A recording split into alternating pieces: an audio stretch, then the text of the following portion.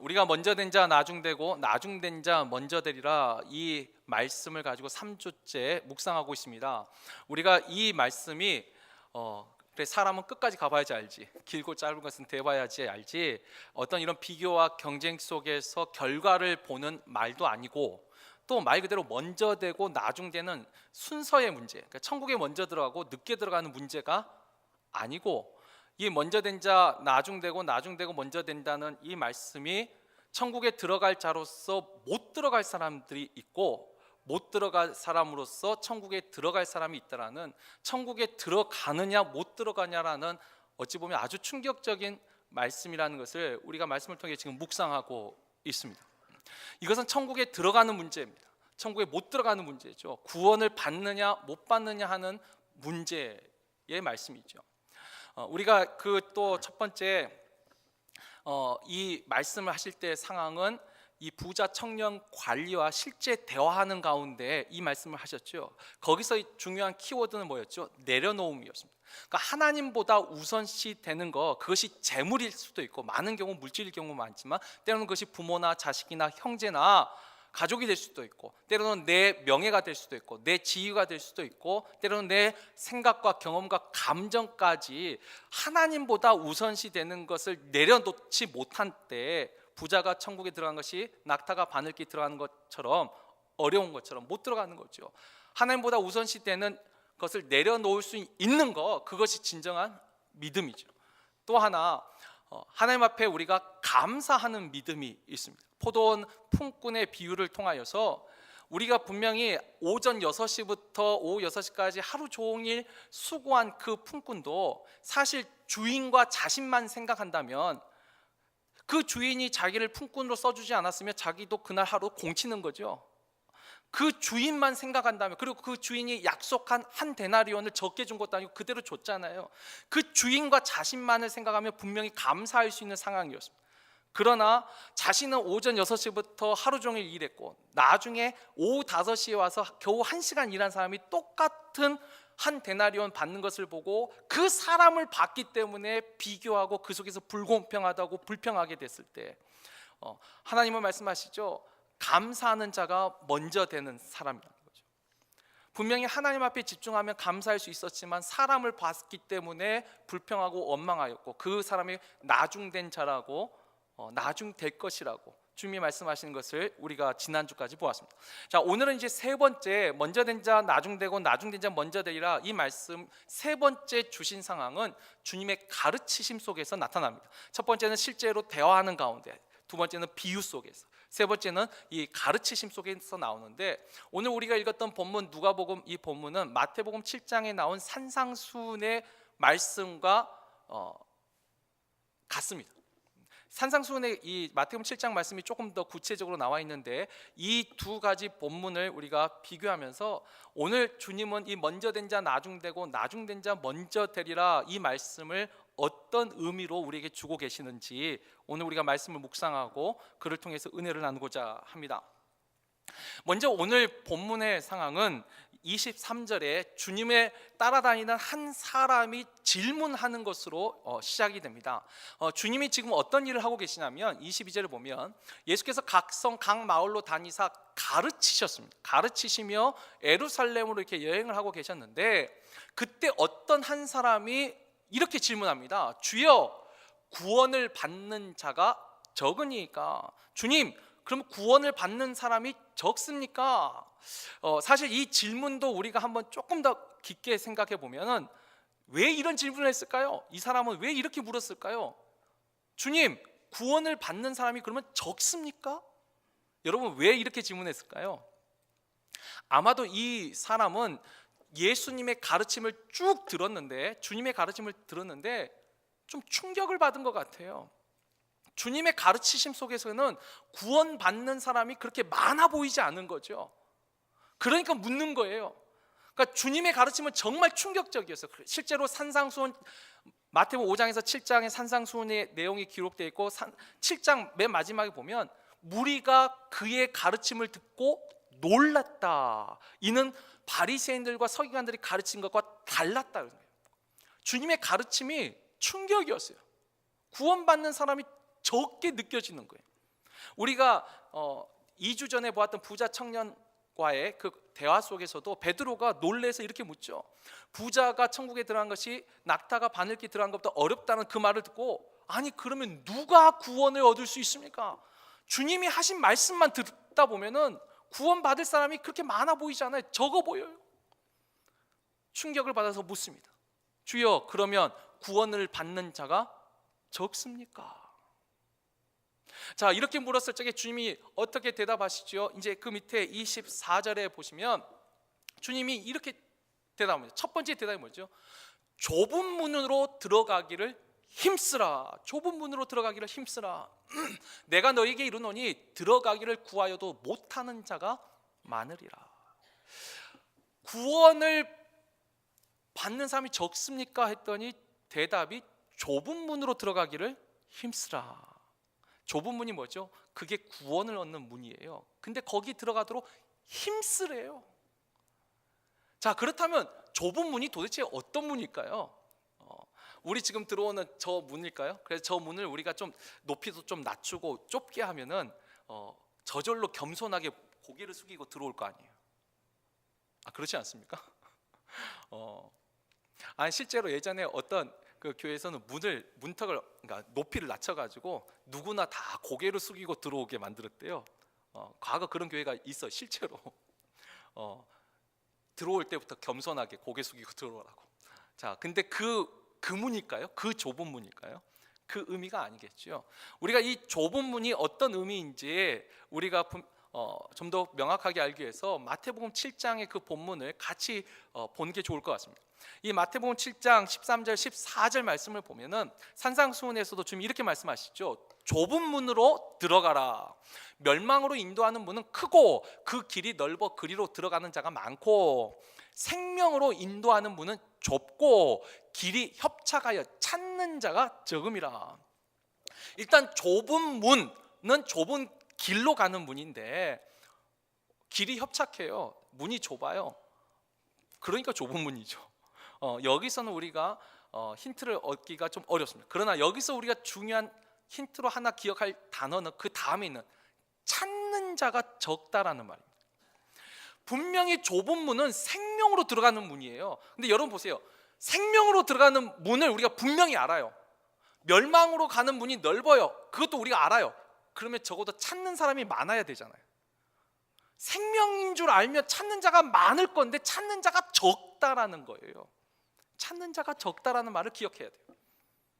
그리고 또 하나, 아까 우리가 읽었던 본문 24절에도 좁은 문으로 들어가기를 힘쓰라라는 단어를 또 주목해야 돼요. 생명으로 들어가는 문인데 거기에 들어가도록 힘써야 돼요. 애써야 돼요. 찾아야 돼요.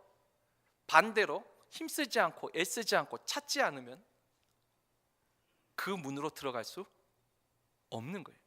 그 길로 걸어갈 수 없다는 뜻이죠. 일단 주님이 말씀하신 좁은 문은 찾아야 될 문입니다. 들어가려고 힘써야 되고 애써야 하는 문입니다. 일단 이 단어를 기억하시고 두 번째 힌트를 볼까요? 두 번째 힌트는 오늘 본문 26절에 주님이 그 가르치면서 비유를 하실 때 25절에 주인이 한 번 문을 닫은 후에 이 비유는 여러 번 말씀하시죠. 그 신랑을 기다리는 신부 이야기, 또 달란트 비유에서 나오지만 주인이 오래 기다리지만 일단 문을 닫을 때가 있습니다.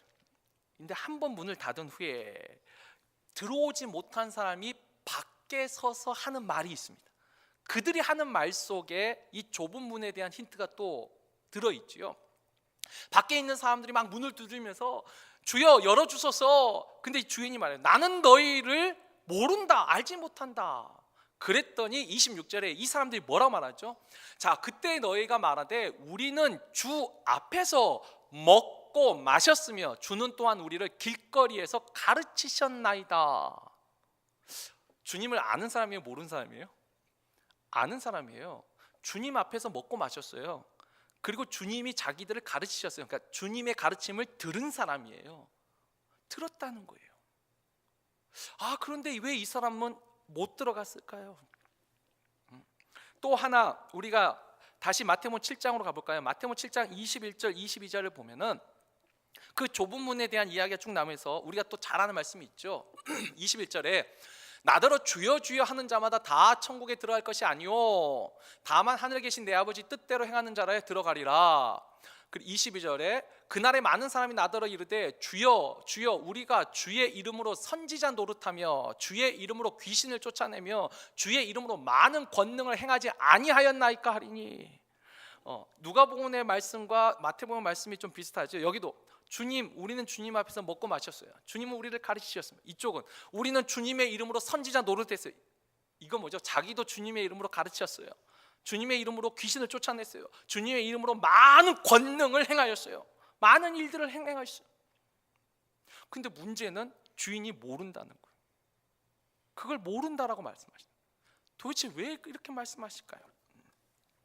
적어도 우리가 이 밖에 선 사람들 하는 말들이 전혀 주님을 모르는 불신자가 아니라 주님을 아는 사람이에요. 아는데 뭐 우리 식으로 하면은 하나님 앞에 예배하고 있는데 형식은 있는데 중요한 무언가가 빠진 사람들이죠.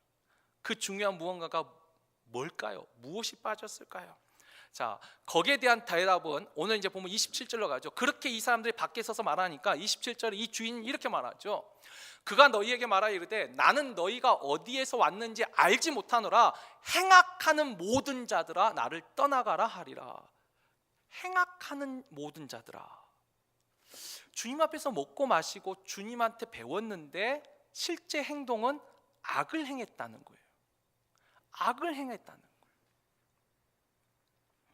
자, 이 말씀을 다시 마태복음 7장으로 가볼까요? 마태복음 7장 23절, 24절을 보면은 우리가 아까 말했죠. 나더러 주여 주여 하는 자마다 다 천국에 들어간 것이 아니미요. 그 말씀 다음에 자 23절 24절 뭐죠?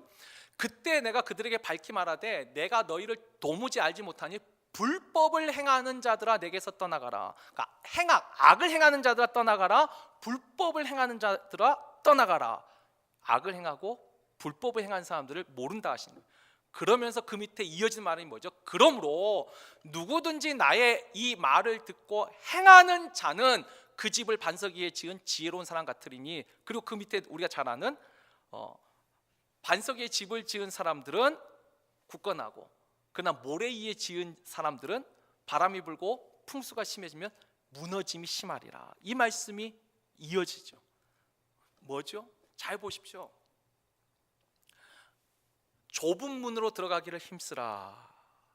그러면서 우리는 주님 앞에서 먹고 마시고 주님의 말씀을 들었습니다. 또 우리는 주님의 이름으로 많은 권능을 행하였습니다. 아니, 너희들은 듣기는 했는데 행하는 것은 불법을 행하였고 악을 행하였다. 진짜 좁은 문은 어떤 사람이에요? 말씀을 듣고 행하는 사람이 좁은 문으로 들어가는 사람이에요. 그러니까 좁은 문이라는 의미가 어떤 의미죠? 여러분, 좁은 문은 좁은 문이 아니고 주님이 말씀하신 진짜 의미는 말씀을 듣고 행하는 사람, 말씀을 듣고 순종하려고 힘쓰고 애쓰는 사람이 바로 좁은 문으로 들어가려는 사람이고, 그 좁은 문으로 들어가려고 말씀을 듣고 행하려고 힘쓰고 애쓰고 찾는 그 사람이 구원을 받는다, 천국을 들어간다는 말씀이죠. 좁은 문으로 들어가기를 힘쓰라는 말은 어려운 말이 아니에요. 말씀을 듣고 행하려고 애쓰라는 거죠. 말씀을 듣고 행하려고 찾으라는 것이죠. 그것이 그 사람이 천국에 들어가는 사람이에요. 자, 그렇다면 도대체 주님의 말씀하신 아까 행악하는 사람, 아니 주님 앞에서 먹고 마셨어요. 주님의 가르침을 들었어요. 아니 주님의 이름으로 권능도 행했어요. 근데 왜 불법이에요? 왜 행악이에요? 주님은 도대체 무엇을 불법이라고 말하고 무엇을 행악이라고 말씀하실까요? 그리고 무엇을 주님이 기뻐하는 말씀을 듣고 행하는 순종하는 삶이라고 하셨을까요? 여기에 대해서 성경은 또 분명히 우리에게 말씀하십니다. 가장 여러 말씀이 있지만 분명한 건 갈라디아서 5장에 있는 우리가 육체의 열매와 성령의 열매가 있죠. 우리가 방금 전에 읽었던 마태복음 7장 20절 그 산상수훈에도 열매로 그들을 알지니, 그러므로 열매로 그들을 안다라고 말씀하셨어요. 그들이 어떤 열매를 맺는지를 보면 그들이 불법을 행하는지 행악한 사람인지 아니면 말씀에 순종한 사람인지 알 수 있다는 거죠. 자, 그렇다면 뭐가 불법이고 무엇이 행악일까요? 우리가 생각할 때 살인하고 도둑질하고 간음하고 이건 우리가 분별하지 않아도 세상도 그걸 악하다고 말해요. 근데 주님은 뭘 말할까요? 우리가 육체의 열매를 갈라디아서 5장 19절에서 21절에 있는 말씀 보면 음행이 있어요. 주님의 말씀을 듣는데도 나는 여전히 내 마음에 음행이 있어요. 음란함이 있어요. 또 원수 맺어요. 원한을 쉽게 풀지 않아요. 우리 사람은 꽁한 마음이 잘 안 풀려요. 저도 그래요. 이게 얼마나 사람이 그래요. 원수 맺는 게 잘 안 풀려요. 그리고 성내요, 분내요, 화를 내요. 성내는 것이 하나님의 의를 이루지 못한다라고 야고보서서 말하고 있지만 우리는 화를 내요. 성내는 이 있어요. 분열해요. 나눠져요. 이단이에요. 이간을 해요. 분쟁해요. 다퉈요. 방탕해요. 술 취해요. 육체의 열매를 보면 그 열매를 보면 안다는 거예요. 그 사람이 어떤 열매를 맺었냐는 거예요. 그게 행악이고 그게 불법이라는 거예요. 대신 성령의 열매는 어떤 열매죠? 말씀에 듣고 순종하려고 힘썼던 그 열매는 뭐죠? 사랑과 희락과 화평과 오래 참음과 온유와 절제와 충성과 자비와 양선이라는 거예요. 우리에게 맺는 그 열매를 보라는 거예요. 내가 오래 참고 있냐는 거예요. 내가 항상 기뻐하려고 힘쓰고 애쓰냐는 거예요. 여러분, 항상 기뻐하는 것이 쉬운 일일까요? 힘써야 될 일이에요.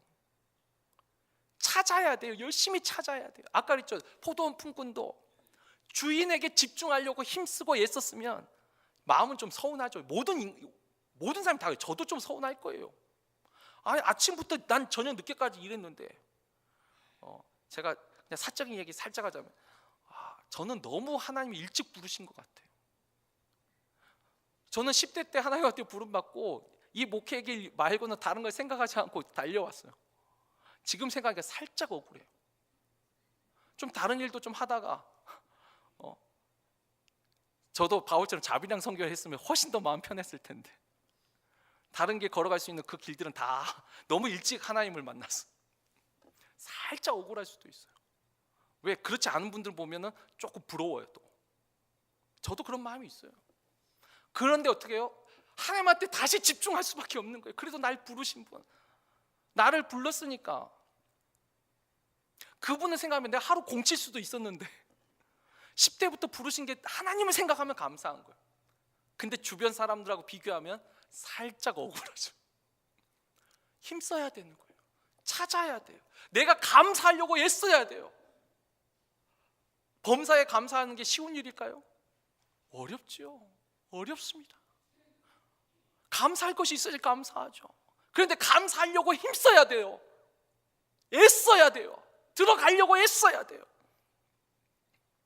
쉬지 않고 기도하는 것이 쉬운 일이에요? 몸이 아파도 기도 쉬어야 되고 바빠도 기도 쉬어야 되고 제가 늘 새벽마다 하는 믿음과 건강과 환경 이 세 가지가 삼박자를 이루지 못하면 우린 기도도 쉬잖아요. 믿음이 약해지고 시험 들어도 기도가 쉬고 건강이 안 좋아도 기도는 쉬는 것이고 환경이 허락 안 되면 기도를 쉬는 거예요. 힘쓰고 애쓰지 않으면 기도를 쉬지 않는 게 얼마나 어려운 일이에요. 말씀을 듣고 순종하려고 할 때 힘쓰고 애써야 돼요. 사랑과 희락과 온유와 절제 오래 참고 충성하려고 하고 자비하려고 양선하려고 선한 일을 힘쓰려고 하는 게 얼마나 힘이 들어요. 근데 그 열매를 맺어야 돼요. 그게 하나님이 원하시는 열매라는 거예요. 우리 서운한 것도 얼마나 많아요. 한번 삐지면 풀기가 얼마나 힘들어요. 우리 어머니도 저한테 한번 삐지면 진짜 오래 가더라고요. 그래도 다행히 기도하시는 분이라 여기서 말하는 오래 가는 건 그래도 이틀 3일이에요. 지금도 성전에서 주무시면서 기도하는데 기도하고 나면 또 풀리셔서 또 전화하세요. 힘쓰고 애쓰지 않으면 이와 같은 열매 맺기가 어려워요. 근데 주님이 말씀하신 게 이거죠. 열매로 알 거예요. 그들이 어떤 지금 열매를 맺고 있는지 보라는 거죠. 여러분, 구원은 어떻게 무엇을 얻습니까? 구원은 믿음으로 얻습니다. 근데 그 믿음은 내가 주님을 앞에서 먹고 마시며 주님의 가르침을 들었어요. 알고 있어요. 그것만으로 아니라는 거예요. 진짜 믿음이라는 것은 그들이 맺는 열매로 알 수 있다는 거예요.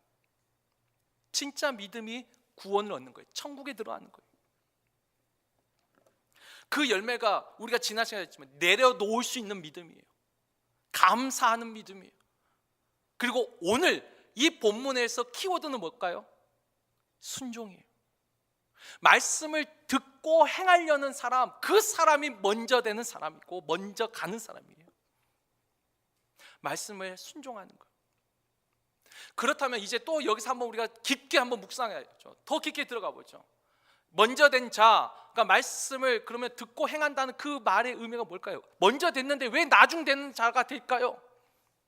일단 오늘 본문에서 나오는 첫 번째 이 먼저 된 자로서 나중 되는 사람, 주님의 말씀을 들었어요. 주님의 부름을 들었어요. 그러나 천국에 들어가지 못하는 그 사람은 어떤 사람이죠? 오늘 다시 26절에 나와 있지만 말씀을 듣기는 했어요. 주님 앞에서 먹고 마시며 가르침을 듣기는 했어요. 그러나 행하지 않은 사람, 그 말씀을 행하지 않는, 열매를 맺지 않는 사람이 일단 첫 번째 먼저 된 자로서 나중되는 사람, 오늘 이 본문에 나온 사람. 근데 여기서 우리가 조금 더 깊게 묵상할 때 성경에서 주님은 다른 비유들을 통하여서 또 다른 두 종류의 사람을 말씀하셨어요. 하나는 말씀을 듣고 전혀 안 행하는 것이 아니라 말씀을 듣고 행하는 사람이 있어요. 근데 행하는 사람 중에 자기가 하고 싶은 것만 행하는 사람이 있습니다. 쉽게 말하면 아버지의 하나님의 뜻과 내 뜻이 일치될 때는 행합니다. 하나님이 나에게 은혜를 주신다는 그 말씀에는 은혜를 받습니다. 그러나 하나님의 공의 앞에서는, 하나님의 사랑은 아멘하지만 하나님의 공의 앞에서는 뒤로 물러서는 주저하는 사람들이 있습니다. 마태복음 7장 22절에 나왔던 그 말도 우리가 한번 잘 볼까요? 우리가 주의 이름으로 선지자 노릇하고 귀신을 쫓아내고 많은 권능을 행하지 아니하였습니다. 여러분 잘 보면 참 대단한데 사실 저도 저러고 싶어요. 저도 이러고 싶어요. 귀신도 쫓아내고 한번 기도하면 안수하면 병이 막 낫고 역사가 일어나고. 이건 하나님 뜻이면서 동시에 제 뜻도 일치돼요. 이런 일은 저도 하고 싶어요. 예전에 제가 저는 제가 좀 믿음이 연약할 수도 있지만 저는 목회 길 걸어가면서 참 많은 고민을 많이 합니다. 실제로 지금도 고민을 하면서 걸어가는데 예전에 한때 고민할 때 이런 생각을 한 적이 있어요. 물론 제가 이 목회 길 걸어가는 첫 발걸음은 저희 어머니가 저를 서원을 하셨어요. 상당한 불만이 있었는데 한때 10대 때 그 다음에 이제 제가 그걸 받아들이고 하나님 앞에 약속하고 이 길을 걸어가고 있지만 약간 그 반항기가 있을 때 이런 생각을 한 적이 있어요. 도대체 우리 어머니는 왜 나를 목회자로 소원을 했을까? 물론 거기에 비하인드 스토리는 있어요. 근데 제가 이제 약간 삐딱선을 탈 때 이런 생각을 했어요. 저희 어머니가 신앙생활 할 때만 해도 교회가 부흥하던 시절이에요. 목사님이 그래도 존중을 받던 시대예요. 지금처럼 목회자에 대해서 이렇게 신뢰가 땅에 떨어진 그 시기가 아니라 그때는 목회자는 존중이 있었던 시대. 그래서 저는 우리 어머니가 아들 하나밖에 없잖아요. 얼마나 다 모든 자식이 귀한데. 근데 왜 그 많은 다른 부모들은 판사, 검사, 약사 이렇게 사자 붙은, 하긴 저도 사자는 붙었긴 붙었네. 생각해 보니까 왜 목회자로 소원을 하셨을까? 그게 좋아 보이셨을까? 좋아서. 그죠? 그렇게 좋아 보일 때 목회자로 걸어가는 거, 그건 모르겠어요. 그렇게 힘쓰고 애쓰지 않아도 걸어갈 수 있을 것 같아요. 그 길을. 하나님의 뜻과 내 뜻이 일치되는, 하나님도 좋고 나도 좋은 거라면. 근데 그것만으로 그 길을 걸어가는 건 아니겠죠. 그리고 그것만으로 걸어갈 수도 없고요. 자신이 하고 싶은 것만 행하려는 사람들이 있습니다. 우리가 요한 3서 1장 9절에도 보면 여러 가지 예가 있지만 이런 말씀이 있습니다. 내가 두어 자를 교회에 썼으나 그들 중에 으뜸되기를 좋아하는 디오드레베가 우리를 맞아들이지 아니하니. 그러면서 그 디오드레베가 한 일에 대해서 이제 기록을 합니다. 근데 요한 3서에 어떤 말씀이 있죠? 사랑하는 자여 내 영혼이 잘 되고 내가 범사에 잘 되기를 내가 간구하노라. 사랑하는 자여, 가이오에게, 이제 우리가 추정하기를 에베소 교회를 추정하는데 정확한 교회는 안 나옵니다. 가이오라는 장로를 칭찬하고 격려했어요. 그리고 데메드리오라는 장로도 칭찬하고 격려합니다. 근데 한 명 디오데르라는 장로는 경고를 하고 있어요. 이 짧은 요한 3서 안에서 그 교회 안에 충성된 가이오와 데메드리오 장로가 있었는데 디오데르는 으뜸되기를 좋아한다. 교회 안에서 자신이 으뜸되기를 좋아하는데 실제로는 맺는 열매는 불법과 행악을 하더라는 것이죠. 교회를 분열시키고 있더라는 거예요. 이런 사람이 있어요. 행하고 있지만 내가 하고 싶은 것에만 행하는 사람들이 있더라는 것이죠. 자, 세 번째는 내가 하고 싶은 것만 행하는 거 아니에요. 나 하기 싫은 대로 하고 있는 사람이 있어요. 근데 그 사람들 중에 어떤 사람이 있냐면 자기 의를 위하여 행하는 사람들이 있습니다. 그러니까 말씀을 듣고 전혀 안 행하는 사람이 있고, 말씀 중에서 내가 원하는 것만 행하는 사람이 있고, 말씀을 듣고 행하는데 하나님의 의와 하나님의 영광을 위하여 행하는 것이 아니라 자기 의를 위하여 행하는 사람이 또 있더라는 것이죠. 누가복음 18장 9절에 우리가 그 바리새인과 세리의 기도를 비유로 말씀하실 때 이렇게 하시죠. 자기를 의롭다고 믿고 다른 사람을 멸시하는 자, 다른 사람을 비판하고 지적하는 자들에게 이 비유로 말씀하실 때, 여기서 보면 바리새인들은 그렇죠. 나는 일회에 2번 금식하고 소득의 11조를 내는데 저 세리와 다릅니다. 여러분, 일주일에 2번 금식이 쉬울 것 같습니까? 소득의 11조 내는 게 보통 믿음인가요? 그런데 이 사람들은 자기가 원하는 것을 하는 것이 아니라 말씀에 본인도 순종하는 거예요. 그런데 가만히 봤더니 자기 의를, 자기 믿음을 위하여 하고 있더라는 거예요. 사도 바울은 그래서 로마서 10장 2절 3절에 여기에 대해서 좀 더 구체적으로 말을 합니다. 내가 증언하노니 그들이 하나님께 열심히 있으나, 열심히 있어요. 믿음이 없는 게 아니라 열심히 있어요. 그런데 올바른 지식을 따른 것이 아니니라 하나님의 의를 모르고 자기 의를 세우려고 힘써 하나님의 의에 복종하지 아니하였느니라.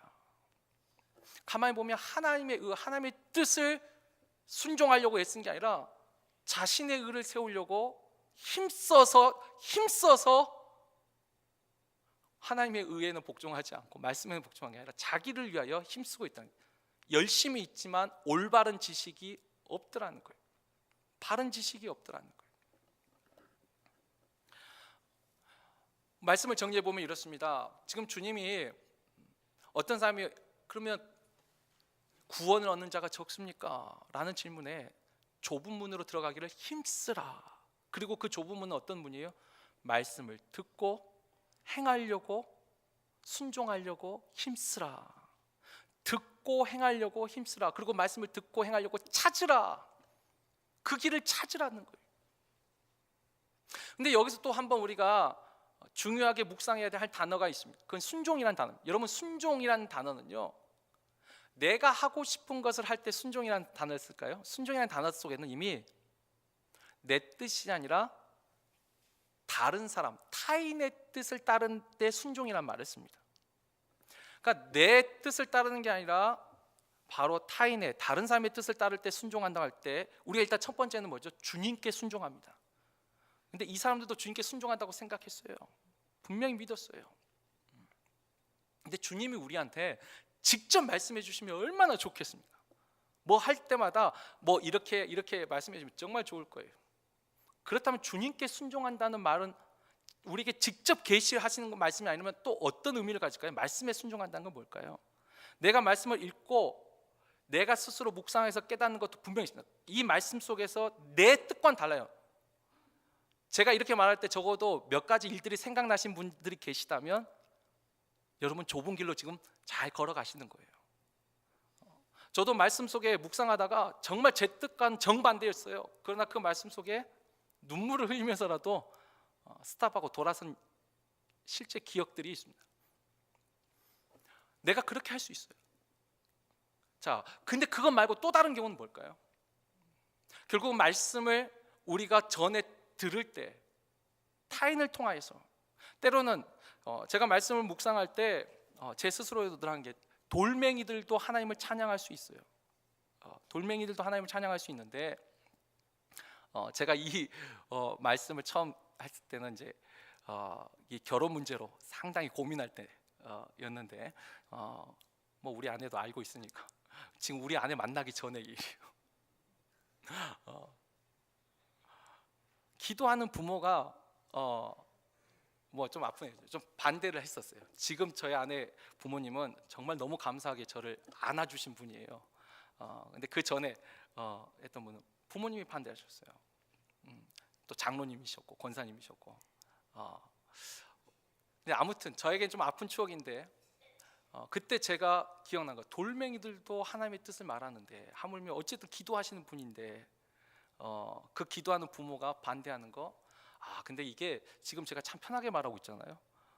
그때는 진짜 죽을 힘을 다해서 거기에 순종하려고 처음에 제가 하나님 뜻을 바꿔달라고 40일을 3번씩 금식을 작정하고 기도했어요. 그 자매를 달라고. 근데 그 자매는 안 주고 이 자매를 주셨어요. 근데 이 자매는 40일 금식을 한 번도 안 했어요. 뭐 이거 안 해도 안 돼. 근데 하나님 앞에 그렇게 내가 간절히 원했지만 하나님이 허락하지 않을 때, 때로는 그 분의 말을 통해서도 하나님의 뜻을 아는 거죠. 하나님이 저한테 직접 말했으면 이 사람 아니다 훨씬 편했을지 몰라요. 근데 아무 말씀도 안 하시고 그 부모님만 저에게 말씀하시더라고요. 근데 그것도 순종하는 거죠. 내 뜻이 아니지만 다른 사람의 뜻에. 때로는 제가 생각할 때 아무것도 정말 아니지만 저는 그래도 말을 하면 순종하려고 애를 씁니다. 애를 써요. 정확한 표현이 애를 쓰는 겁니다. 거기에 막 동의되고 막 이렇진 않아도 순종이 제사보다가 낫다는데 도대체 순종이 무슨 뜻인지를 내 스스로가 알지 못하면서 가르칠 수가 없잖아요. 그래도 순종하려고 애를 쓰는 거죠. 힘쓰는 거죠. 나를 부인하려고, 나를 못 박으려고 애를 쓰는 거죠. 여러분 그런 기억들이 계세요? 정말 내 뜻은 아니지만 다른 사람의 그 말에 어린아이를 통해서도 하나님이 나에게 말씀하실 수 있구나 라고 생각하고 어쨌든 순종해 보려고. 그게 죄가 아니라면, 죄 짓는 것을 하라고 하는 걸 순종하면 큰일 나요. 그거 아니라면, 죄 짓는 것이 아니라면 순종해 보려고 힘썼냐는 거예요. 말씀을 지키려고 애썼냐는 거예요. 주님의 말씀하신 그게 좁은 길이에요. 왜 좁은 길이 협착하고 어려워요? 찾는 사람이 적어요? 어렵거든요. 그거 그대로 순종해 보려니까 너무 고통스럽잖아요. 넓은 길로 쉽게 갈 수 있잖아요. 지금 넓은 길이 없는 것도 아니에요. 옆에 넓은 길, 좀 편한 길 갈 수 있어요. 뭐 이렇게 불편한 길을 가야 돼요? 왜 이렇게 힘든 길을 갈아야 돼요? 그래도 이게 하나님의 뜻이라고 믿고 그 길을 순종하려고, 사랑의 열매를 맺으려고, 희락의 열매, 어떻게든 기쁨의 열매를 맺으려고, 내 안에 충성의 열매를 맺으려고, 내 안에 절제의 열매를 맺으려고, 내 안에 온유의 열매를 맺으려고, 내가 덕을 세우는 말에 힘쓰려고 애를 쓰고. 사람의 실수 없는 사람이 없어요. 실수가 있지만 애를 쓰는 거죠. 또 이걸 오해하시면 안 돼요. 그러면 내가 행할 때 완벽한 행함을 한 사람이 있을까요? 이 세상에 의인은 없나니? 하나도 없습니다. 주님이 원하시는 건요, 찾는 거예요. 힘쓰는 거예요. 완전한 걸 원하시는 게 아니에요. 완전한 걸 원하는 게 율법주의자들이죠. 허물이 있으면 덮어가면서도, 또 격려하면서, 또 회개하고, 그러면서 힘쓰는 거죠. 늘 감사하기 어려워요. 다윗조차도 시편을 보세요. 감사로 시작해서 감사로 끝나는 시편이 몇 개 안 돼요. 다 힘들고 어려운 하나님 앞에 호소하다. 근데 끝날 땐 다 감사로 끝나요. 저번에 제가 표현을 했지 않습니까? 좌로나 우로나 치우칠 때 계속 그래도 감사하다가 또 불평하다가 감사하다가 불평하다가 그래도 감사로 자꾸 가는 사람이 있고, 감사와 불평 속에서 자꾸 불평으로 가는 사람이 있어요. 오른편으로 계속 가는 사람이 있고 왼편으로 계속 가는 사람이 있어요. 말씀을 듣고 다시 중앙으로 와야죠. 다시 좌로나 우로나 치우치지 않고 늘 감사하려고 힘을 쓰고 애쓰고 찾고. 주님이 지금 하시는 말씀이 이 말씀이죠. 결국 우리가 지난 2주까지 오늘까지 해서 3주간을 다 정리하자면 먼저 된 자 나중되고 나중된 자 먼저 되리라. 또 정확한 표현이죠. 먼저 된 자로서 나중될 자가 많고 나중된 자로서 먼저 될 자가 많으니라. 주님 앞에 선택받은 유대인들 중에서 너희들이 당연히 얻을 거라고 생각했던 구원을 얻지 못할 사람이 많을 것이고, 너희가 당연히 구원받지 못하리라 생각했던 이방인들 가운데 구원 얻을 사람이 많으리라. 하나님 앞에 그래도 하나님을 믿음으로 부자 청년 관리는 내려놓지는 못했지만 삭개오는 그가 세리로서 멸시 천대받으면서 모았던 그 재산 중에 절반을 다 팔아서 구제하고 억울하게 토색한 거 있으면 4배를 갚겠다라고 내려놓는 그 사람은 천국에 들어가는 거예요. 마지막 순간이라도 내려놓는 사람은 들어가는 거예요. 10명의 문둥병자에서 육체의 질병을 고침받았어요. 은혜를 받았지만 주님 앞에 와서 감사한 사마리아 문둥병자 한 사람만이 구원을 얻는 것이. 어떤 사람은 아침 일찍부터 부름 받아가지고 정말 쎄빠지게 뜨거운 태양 아래서 고생하고 수고할 수 있어요. 그러나 어떤 사람은 정말 십자가의 우편 강도처럼 그 마지막 한순간에 오늘 밤 내가 나와 함께 낙원에 있으리라 구원받는 사람이 있어요. 어떤 사람은 그래도 이삭처럼 순종의 삶을 살면서 평탄한 삶을 살 수도 있어요. 물론 아주 평탄한 건 아니죠. 이삭도 어려움이 많았어요. 그러나 또 어떤 사람은 야곱처럼 정말 험악한 삶을 살 수도 있어요. 그건 각자에게 주신 하나님의 은사와 각자에게 주신 하나님의 달란트와 각자에게 주신 사명에 따라 각자의 삶을 산 거예요. 근데 결론은 다 우리가 천국에 들어가는 구원을 얻는 것은 다 통일한 거예요.